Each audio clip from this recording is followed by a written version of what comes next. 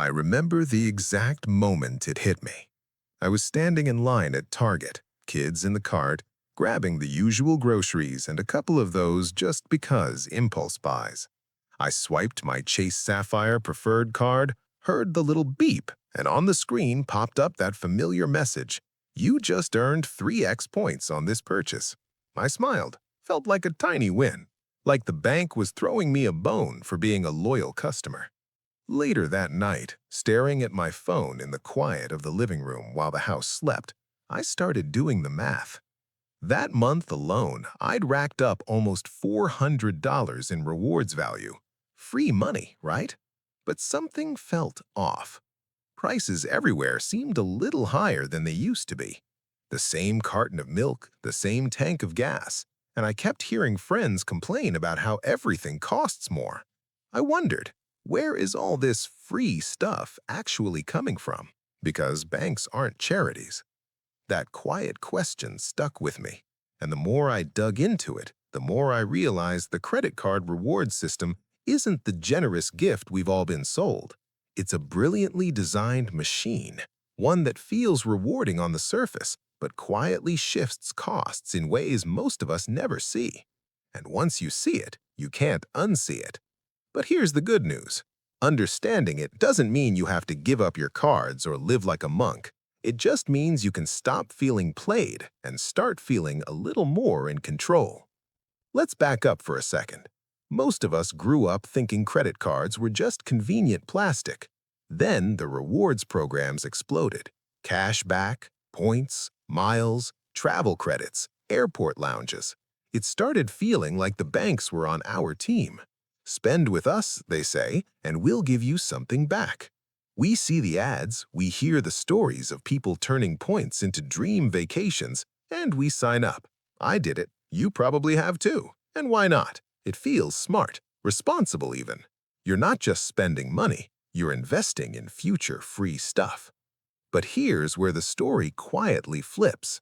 Those rewards aren't coming out of the bank's generous heart. They're coming straight out of the pockets of the places where you spend that money. Every single time you swipe or tap, the merchant, the grocery store, the gas station, the coffee shop, the online retailer pays a fee. It's called an interchange fee. And for most credit cards in America, it runs somewhere between 1.5 and 3.5% of whatever you just bought. On average, it's right around 2%, sometimes a little more for those shiny premium cards with the best rewards. Let me walk you through what actually happens in that split second at checkout, because the mechanics are pretty simple once you see them. You buy $100 worth of stuff. The merchant doesn't get $100. They get about $98, maybe $97.50 after all the fees. A chunk of that goes to Visa or MasterCard for running the network. Another piece goes to the processor. But the biggest slice, usually 70 to 90% of the total fee, goes straight to the bank that issued your card. Chase, Amex, Citi, Capital One, whoever it is. That money is what funds the points, the cash back, the miles, the lounge access, the whole glamorous package. Think about it like this. If you spend $50,000 a year on a card that gives you a solid 2% back, you're looking at $1,000 in rewards.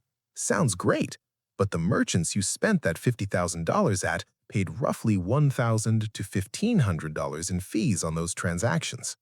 They're not eating that cost out of the kindness of their hearts. They bake it into their prices. Every single price tag you see has a little hidden tax built in to cover the cost of everyone who pays with rewards cards. That includes the people paying cash, the folks using debit, the families trying to stretch every dollar. You're not beating the system.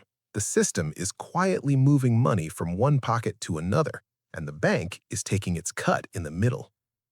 I started noticing this in my own life in the most ordinary places. I'd go to the same local diner I've been going to for years, same omelet, same coffee. The price had crept up $2.50 over the last couple of years. The owner told me straight up, "I love when people use cards because it's convenient, but every month those processing fees are killing me." He wasn't mad at his customers, he was just stuck. And he wasn't alone.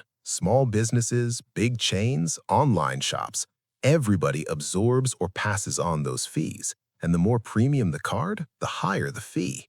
Your Chase Sapphire Reserve or Amex Platinum might cost the merchant an extra 0.5% or more compared to a basic no rewards card.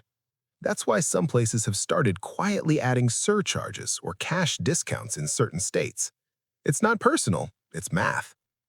Now, layer on the psychology of it all, because this is where it gets really interesting. Our brains are wired for rewards. There's actual neuroscience behind why swiping a card feels better than handing over cash. Studies out of MIT and other places have shown that credit cards light up the reward centers in our brains, the same parts that light up when we get a hit of dopamine from something pleasurable. It's not just that the payment feels abstract or delayed, it's that the card itself becomes a little trigger. You see the points counter going up, you get that email notification, and suddenly spending feels like a game you're winning. I've caught myself doing it. I'm at the store thinking, well, this category is 3x points right now, so maybe I'll grab the more expensive brand. Or I'll book a slightly nicer hotel because the points will cover part of it. It's subtle. It doesn't feel like overspending in the moment, but over time, it adds up. You end up spending more overall because the reward system gently nudges your behavior. And the banks know this. They design the programs that way. The more you spend, the more they make in fees. The more fees they collect, the more they can afford to give back in rewards that keep you hooked. And here's the part that really stings when you sit with it. This whole system is quietly regressive. The people who get the most out of rewards tend to be the ones who already have the highest spending power. The folks who can put big charges on their cards and pay them off in full every month. They rack up the points, fly first class on free miles, get the lounge access. Meanwhile, the single mom paying cash for groceries at the same store, the guy living paycheck to paycheck who uses a debit card to avoid debt, they're still paying the higher prices that fund those rewards. They get none of the upside. It's like a quiet transfer of wealth from the many to the few, all disguised as a perk. I'm not saying this to make you feel guilty. Lord knows I've enjoyed plenty of those points myself.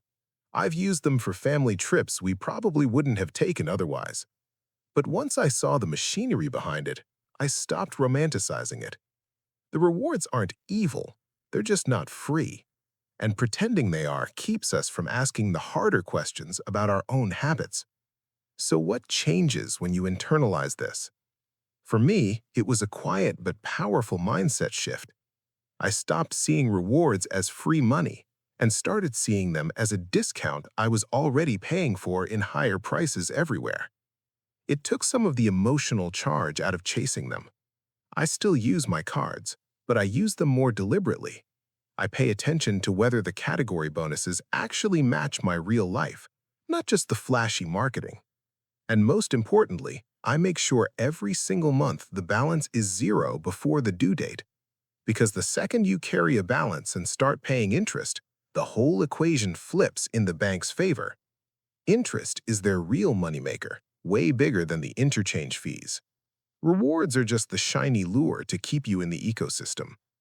The turning point for a lot of us comes when we realize the system isn't broken, it's working exactly as designed.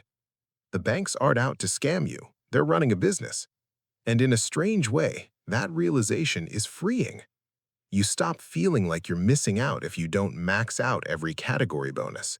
You stop judging yourself for not playing the points game perfectly. You start asking simpler questions. Does this card actually save me money after the annual fee? Does the spending it encourages fit my values and my budget? Am I using it because it's convenient or because I'm chasing a dopamine hit? Practically speaking, here's how that awareness can play out in everyday American life without turning your finances upside down. Let's say you're like a lot of us, 2 kids, a mortgage or rent that already feels heavy, groceries that keep climbing, and maybe a car payment or student loans in the background. You don't need to cancel all your cards tomorrow. Start small. First, run the numbers on your current cards. Look at what you actually spent last year. How much did you really earn in rewards versus what you paid in annual fees? I did this once and realized one of my premium cards was costing me more in the fee than I was netting after I accounted for the spending I probably would have done anyway. I downgraded it. No drama, just math. Second, pay attention to the categories that actually matter in your life. If you're a family that eats out a lot or buys a ton of groceries, a card that gives solid cash back or points there might still make sense. But if most of your spending is on things that don't earn bonus rewards, rent, utilities, insurance, then a flat 1.5 or 2% everywhere card might be simpler and just as effective. No need to juggle 5 different cards. Third, create one small boundary that reconnects you with the real cost of money. For me, it was deciding that any purchase under $50 at a local store, I'd pay cash or use debit if possible. It sounds tiny, but feeling the bills leave your hand makes the brain register the transaction differently. You slow down. You ask yourself if you really need it. The dopamine rush from points doesn't quite hit the same way, and that's the point. Fourth, talk about it with your partner or your friends. Money conversations still feel awkward for a lot of us, but saying out loud, "Hey, I realize these rewards aren't actually free," opens the door to better decisions together. My wife and I started factoring in the hidden cost of rewards when we budget for vacations now. We still use points when they make sense, but we don't build the whole trip around them like they're magic. And finally, give yourself permission to opt out sometimes. Some merchants now let you choose cash discount pricing. Some small businesses quietly prefer cash or even Venmo. It doesn't make you cheap, it makes you aware. And awareness is the opposite of anxiety. Look, none of this is about becoming a rewards expert or beating the banks at their own game. That path can become its own kind of stressful obsession. The real win is much quieter. It's waking up one morning and realizing you're no longer emotionally hooked to the idea that plastic is somehow making you richer. You're spending more intentionally. You're less surprised by your statements. And maybe, just maybe, you feel a little lighter about money in general. Because here's what I've come to believe after years of watching this system up close. True financial peace doesn't come from maximizing every point or chasing the next sign-up bonus. It comes from understanding the invisible forces shaping your decisions and choosing to participate on your terms. The credit card companies will keep innovating new ways to make rewards feel exciting. That's their job. Your job is to stay curious, stay honest with yourself about what you can actually afford, and remember that progress isn't about perfection. It's about small, consistent choices that compound over time. So, the next time you swipe and see those points pop up, you can still smile. Just smile with your eyes a little more open. You're not being tricked anymore. You're playing the game with the lights on. And that knowledge, that's worth more than any number of points. Thanks for sitting with me through this. If any of it resonated, you're not alone. Drop a comment about your own aha moment with rewards. I read every single one. And if you're still figuring this stuff out, that's okay too. We're all just trying to build something that feels secure in a world that's constantly trying to sell us the next shiny thing. Take care of yourself out there. I'll see you in the next one.